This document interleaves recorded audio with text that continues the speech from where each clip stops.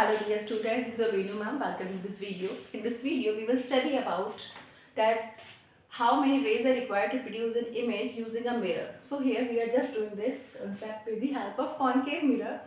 When we are having concave mirror or convex mirror, at least two rays are required to produce an image. At least दो तो हमें चाहिए बेटा, ठीक है. अब हमारे पास होते कितने रेज है, कौन कौन से रेज हम यूज कर सकते हैं, उनके बारे में बात करते हैं. The first ray will be used is this is the aperture of the mirror. मैंने कॉन्केव मिरर ड्रॉ किया है तो पॉलिश किया हुआ है and this is the aperture of the mirror. This is the principal axis. The first ray is parallel, the incident ray should be parallel to this principal axis. The principal axis है इसके parallel होनी चाहिए. Incident ray should be parallel to principal axis. After striking the mirror should pass through focus. ठीक है, तो हम ये रे यूज करेंगे. फर्स्ट रे कौन सी रे है बच्चे हमारे पास में? First ray is the incident ray parallel to principal axis after striking the mirror passing through focus. Okay, ये हमारी फर्स्ट रे है. Okay, please remember. Now second रे की बात करते हैं बेटा जी.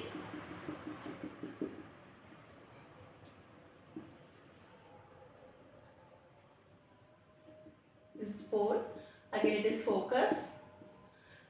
Second ray, the ray passing through focus after striking the mirror will be parallel to the principal axis. First case में क्या लिया था बेटा जी? फर्स्ट केस में लिया था the incident ray is parallel to the principal axis. This is the principal axis. ये जो axis है कौन सी है? Principal axis. तो फर्स्ट रे हमारे पास में लिया था हमने the incident ray is parallel to this principal axis after striking the mirror while passing through focus.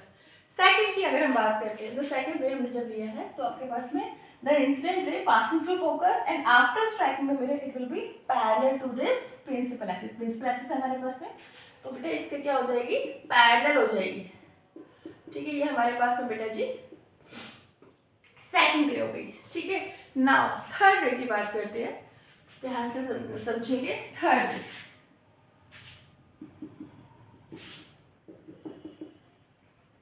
This is pole. Again focus हो गया बेटा ये मेरे पास में. जितना डिस्टेंस ये उतना डिस्टेंस यहाँ पे, तो ये सी हो गया सेंटर ऑफ कर्वेचर. तो the ray incident ray, okay, the incident ray should pass through, the incident ray should pass through this centre of curvature. जो रे सेंटर ऑफ कर्वेचर से पास होगी that will just fall or incident at this mirror and then reflect back, यानी कि retrace its path. reflect back हो रही है बेटा and just retracing its path. तो और किस और normal to the mirror हम इसको लेके चलते हैं. इवन प्रिंसिपल एक्सिस भी आपको नॉर्मल होती है बट वो भी नॉर्मल है, नो इशू. बट ये आपके पास में जो the ray which is passing through the centre of curvature is always normal to the mirror. Why normal? Because here the incident ray and the reflected ray, okay, they are having the same path बेटा. Reflect back जब हो रही है तो वो same path को follow कर रही है. ठीक है, तो angle of incidence and angle of reflection यहाँ पे जीरो है. तो नॉर्मल में यही होता है आपके पास में. ठीक है, तो हमारे पास में angle of incidence angle of reflection बहुत है zero. Incident ray and reflected ray are overlapping. Reflected ray is basically retracing its path. जो इंसिडेंट रे का पाथ है उसको अब तो रिट्रेस कर रही है, तो ये इट इज अ नॉर्मल. ठीक है, तो ये हमारी थर्ड रे हो गई. फर्स्ट रे कौन सी थी? तो first ray is this one, the incident ray after striking the mirror pass through focus. Second ray, the incident ray passing through focus and then strike the mirror will be parallel to the principal axis. Third ray की बात करते हैं तो third ray, the ray passing through center of curvature.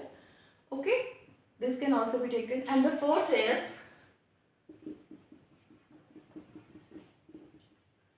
the ray which is incident at this पोल. ठीक है बेटा, तो जो रे आपके पास में पोल पे इंसिडेंट करेगी ये i and r and again these two are same. Okay, the fourth ray कौन सी ली हमने? The ray which is incident at pole. तो out of these four rays we can use any two rays to produce an image using a mirror. इन चार में से कोई भी टू रेज का यूज करके आप इमेज फॉर्मेशन कर सकते हैं.